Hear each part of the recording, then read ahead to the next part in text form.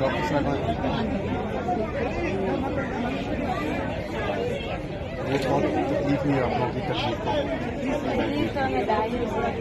मुझे आप लोगों से काफ़ी भी फायदा मैं पहले और तरह से इसके लिए आप लोगों से काफ़ी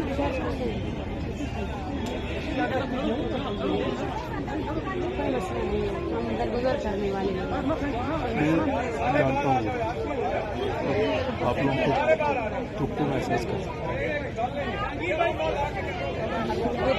हाँ जी मैं बहुत पहले तो बहुत बेहतर हूँ मैं ठीक हूँ। अकेला नहीं समझना, पूरी कौम आपके साथ। हम सारे गुनहगार हैं आप लोगों को। अभी भी हम आते हैं मजाक उड़ाने आप लोग बर्दाश्त करो। मैं जब नीचे गया पिछले साल फ्लड आया मुझे